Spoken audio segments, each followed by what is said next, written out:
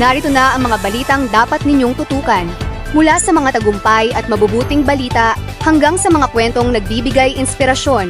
Ito ang inyong Good News Update. Unang balita. Walang naiulat na Pilipino na nasawi o nasugatan matapos ang magnitude 7.4 na lindol sa Colombia.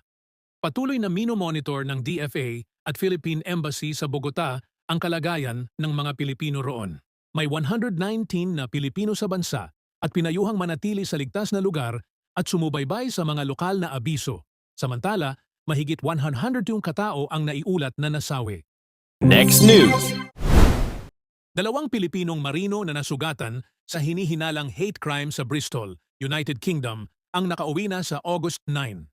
Sinalubong sila ng DMW at OBLOE at binigyan ng financial at iba pang tulong. 3 Pilipinong tripulante ang sangkot sa insidente, ngunit isa sa kanila ay nananatiling nasa kritikal na kondisyon at patuloy na tinutulungan ng pamahalaan. Third news. Humina at naging tropical depression ang bagyong number 15 matapos maglandfall sa Ibaraki Prefecture noong Martes ng gabi. Ito ang unang bagyong tumama sa Ibaraki mula nang magsimula ang records noong 1951. Bagamat humina na ito, nagbabala ang Japan Meteorological Agency sa posibleng pagbaha, pag-apaw ng mga ilog at malakas na ulan sa ilang bahagi ng Kanto at Tohoku. Yan ang ating mga balita ngayon. Commercial muna! Mga problema at suliranin sa buhay ay hindi nawawala. Tanging kailangan ibay ng puso upang ikaw ay di maging kawawa. Mag-usap tayo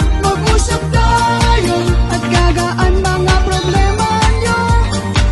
Mga pagsubok sa ating buhay. May promo tayo, huwag palampasin! May kailangan ka bang iprosesong dokumento? Mas pinadali at mas pinaabot kaya na ang pagkuha at pagproseso ng inyong mahahalagang papeles. Available ang aming apostille services, marriage certificate, Senomar, birth certificate at translation services.